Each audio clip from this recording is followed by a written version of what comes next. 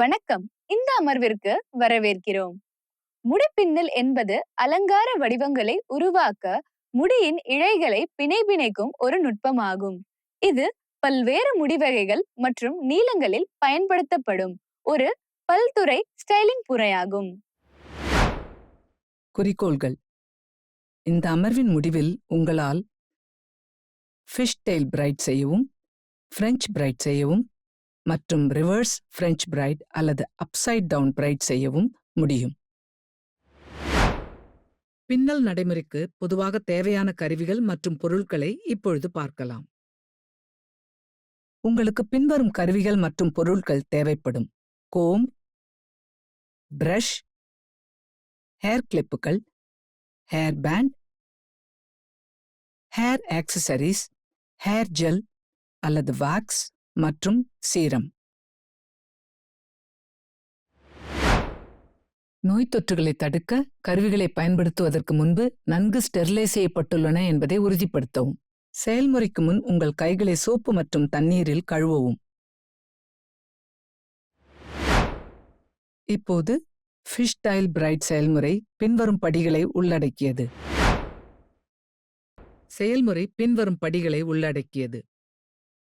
அவை: படி 1, hair product பயன்படுத்தவும்.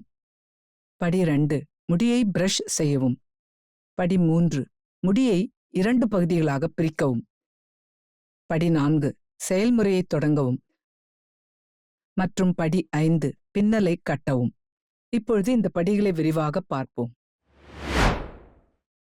சுத்தமான உலர்ந்த முடியுடன் தொடங்குங்கள். கூந்தலை எளிதாக கையாள மூஸ், சீரம் அல்லது டெக்ஸ்சரைசிங் ஸ்ப்ரே போன்ற சில முடி தயாரிப்புகளை பயன்படுத்தலாம். சிக்கல்கள், முடிச்சுகள் அல்லது சறுக்கல்களை அகற்ற முடியை நன்கு பிரஷ் செய்யவும். அனைத்து முடியையும் பின்னோக்கி சேகரித்து 2 சம பிரிவுகளாக பிரிக்கவும். ஒரு பகுதியை உங்களது இடது கையிலும் மற்றொன்றை உங்களது வலது கையிலும் பிடித்துக் கொள்ளுங்கள். உங்களது வலது கையை பயன்படுத்தி வலது பகுதியின் வெளிப்புற விளிம்பிலிருந்து ஒரு சிறிய இழைமுடியை எடுக்கவும். ஃபிஷ் டெயில் பின்னலின் சிக்கலான தோற்றத்தை பராமரிக்க இழை சிறியதாக இருப்பதை உறுதி செய்யவும். முந்தைய கட்டத்தில் நீங்கள் எடுத்த சிறிய இழைமுடியை வலது பகுதிக்கு மேல் கொண்டு வந்து இடது பகுதியுடன் இணைக்கவும். இந்த கட்டத்தில் முடியின் சிறிய இழை இப்பொழுது இடது பகுதியின் ஒரு பகுதியாக இருக்க வேண்டும், மேலும் வலது பகுதி சற்று மெல்லியதாக இருக்க வேண்டும். இப்பொழுது கைகளை மாற்றி செயல்முறையை மீண்டும் செய்யவும். உங்கள் இடது கையை பயன்படுத்தி இடது பகுதியின் வெளிப்புற விளிம்பிலிருந்து ஒரு சிறிய இழைமுடியை எடுக்கவும். முந்தைய கட்டத்தில் நீங்கள் எடுத்த சிறிய இழைமுடியை இடது பகுதியின் மேல் கொண்டு வந்து வலது பகுதியுடன் இணைக்கவும். இது ஒரு முழு ஃபிஷ் டெயில் பிரைட் சுழற்சியை நிறைவு செய்கிறது. இருபுறமும் மாறி மாறி முடியை சேர்த்து இந்த முறையில் பின்னல் செய்யுங்கள். ஒவ்வொரு சுழற்சியிலும் நீங்கள் ஒரு பக்கத்திலிருந்து ஒரு சிறிய இழையை எடுத்து எதிர்ப்பக்கத்தில் சேர அதை கடப்பீர்கள்.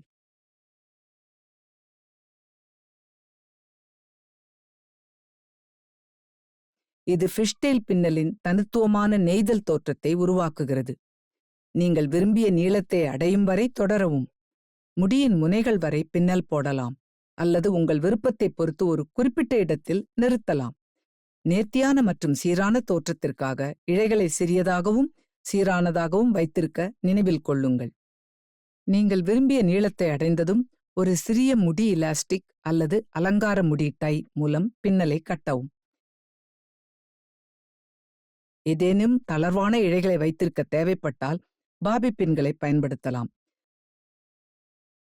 செயற்கை பூ, நகைகள் போன்றவைகளை பின்னலின் சில பாகங்களில் சேர்க்கலாம். நினைவில் கொள்ளுங்கள், உங்கள் முதல் முயற்சி நீங்கள் விரும்பியபடி சரியாக அமையவில்லை என்றால் கவலைப்பட வேண்டாம். சிறிது பயிற்சியின் மூலம் நீங்கள் அழகான ஃபிஷ் டெயில் பின்னலை உருவாக்க முடியும். பிரெஞ்ச் பிரைட் செயல்முறை பின்வரும் படிகளை உள்ளடக்கியது. அவை: படி 1, முடியை தயார் செய்யவும். படி 2, முடியை பிரஷ் செய்யவும். படி 3, முடியை பிரிக்கவும். படி 4, பின்னலை தொடங்கவும். மற்றும் படி 5, பின்னலை கட்டவும். இப்பொழுது இந்த படிகளை விரிவாக பார்ப்போம். முடி சுத்தமாக இருப்பதை உறுதி செய்யவும். சிறப்பாக கையாள ஒரு சிறிய அளவு ஸ்டைலிங் தயாரிப்பு அல்லது ஹேர் ஸ்ப்ரேயை பயன்படுத்துங்கள். வாடிக்கையாளரின் தலைமுடியை பிரஷ் செய்வதன் மூலம் சிக்கலை அகற்றி முடிச்சுக்கள் அல்லது சிக்கல் இல்லாமலும் மென்மையாகவும் இருப்பதை உறுதி செய்யவும். பிரெஞ்சு பின்னலை தொடங்க தலையின் கிரவுன் அருகில் உள்ள முடியின் ஒரு சிறிய பகுதியை கவனமாக தேர்ந்தெடுக்கவும். குறிப்பாக உங்கள் நெற்றி உங்கள் தலையின் மேற்பகுதியை சந்திக்கும் மயிரிழையிலிருந்து தொடங்கவும். மூலோபாய ரீதியாக தேர்ந்தெடுக்கப்பட்ட இந்த ஆரம்ப பகுதி பிரெஞ்சு பின்னலின் தொடக்கப்புள்ளியாக செயல்படும். நீங்கள் பின்னலை நெசவு செய்யும் பொழுது கூடுதல் இழைகளை தடையின்றி இணைக்க அனுமதிக்கிறது. நீங்கள் தேர்ந்தெடுத்த முடியின் சிறிய பகுதியை 3 சமபாகங்களாக பிரிக்கவும். உங்கள் இடது கையால் இடது பகுதியையும் உங்களது வலது கையால் நடுப்பகுதி மற்றும் வலது பகுதியையும் பிடித்துக் கொள்ளுங்கள்.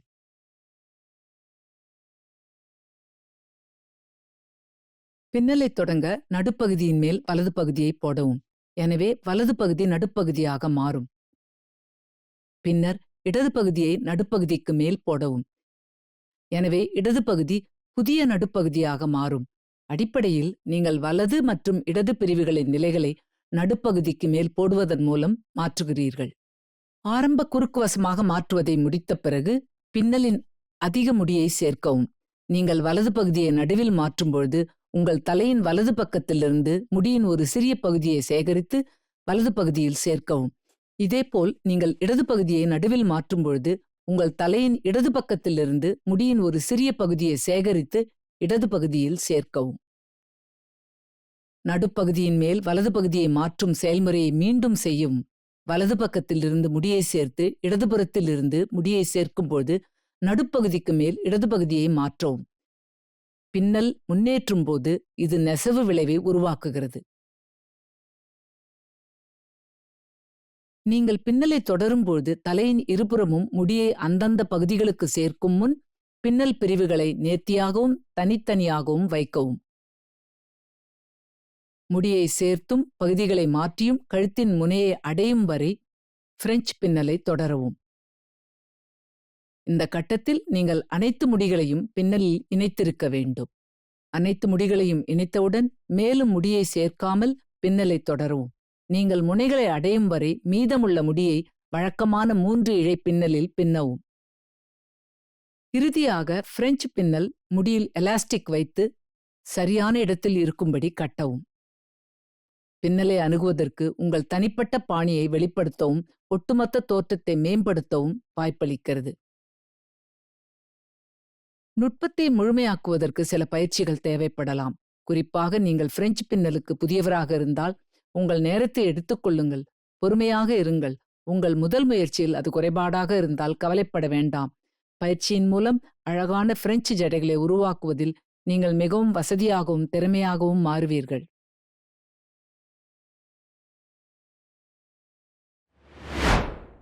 இப்பொழுது ரிவர்ஸ் பிரெஞ்சு பின்னல் அல்லது அப்சைட் பின்னல் செயல்முறையை பார்ப்போம்.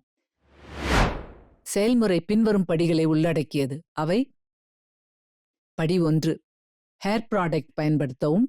படி 2 முடியை பிரஷ் செய்யவும். படி 3 முடியை பிரிக்கவும். படி 4 பின்னலை தொடங்கவும். மற்றும் படி 5 பின்னலை கட்டவும். இப்பொழுது இந்த படிகளை விரிவாக பார்ப்போம். சுத்தமான உலர்ந்த முடியுடன் தொடங்குங்கள். கூந்தலை எளிதாக கையாள மூஸ், சீரம் அல்லது டெக்ஸ்சரைசிங் ஸ்ப்ரே போன்ற சில முடி தயாரிப்புகளை பயன்படுத்தலாம். வாடிக்கையாளரின் தலைமுடியை பிரஷ் செய்வதன் மூலம் சிக்கலை அகற்றி முடி மென்மையாகவும் வேலை செய்ய எளிதாகவும் இருப்பதை உறுதி செய்யவும்.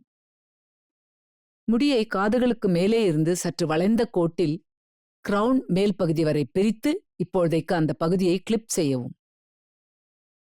உங்கள் விரல் அல்லது சீப்பை பயன்படுத்தி முடியை நடுவில் பிரிக்கவும். கழுத்தின் முனையிலிருந்து தொடங்கி தலையின் அடிப்பகுதியில் முடியின் ஒரு சிறிய பகுதியை சேர்க்கவும். அதை இடது பகுதி, நடுப்பகுதி மற்றும் வலது பகுதி என சமப்பிரிவுகளாக பிரிக்கவும். நடுப்பகுதியின் மேல் வலது பகுதியை மாற்றவும். பின்னர் நடுப்பகுதியின் மேல் இடது பகுதியை மாற்றவும். இது பின்னலுக்கான தொடக்க நிலை.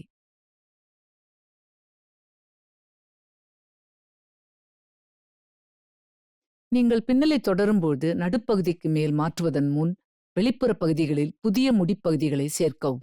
இதை செய்ய தலையின் இடது பக்கத்திலிருந்து கழுத்தின் முனைக்கு அருகில் முடியின் ஒரு சிறிய பகுதியை எடுத்து பின்னலின் இடது பகுதியில் சேர்க்கவும். பின்னர் நடுப்பகுதிக்கு மேல் வலது பகுதியை மாற்றவும்.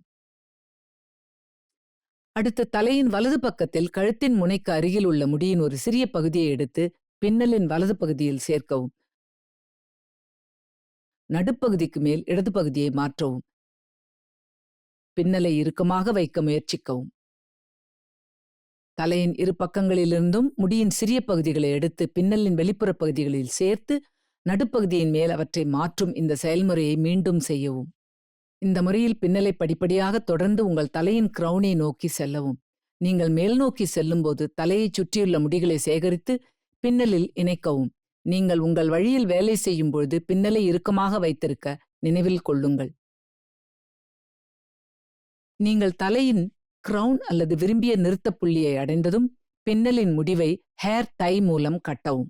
பின்னலை சரிசெய்ய பின்னால் சென்று பக்கங்களில் மெதுவாக இழுக்கவும். மேல் பகுதியை விடுவித்து பிரிவையும் பின்னலையும் போனிடெயிலில் இணைக்கவும். மீதமுள்ள பின்னலை வெளியே இழுத்து ஒரு பன்னை உருவாக்கவும். கடைசியாக மாற்றங்களை செய்யுங்கள்.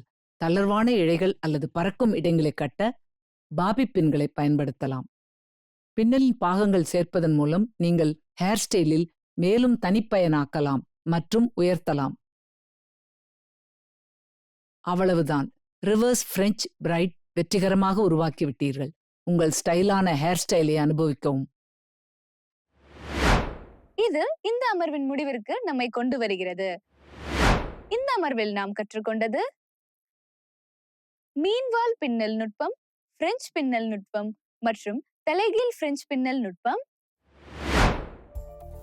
பார்த்ததற்கு நன்றி. அடுத்த அமர்வில் சந்திப்போம்.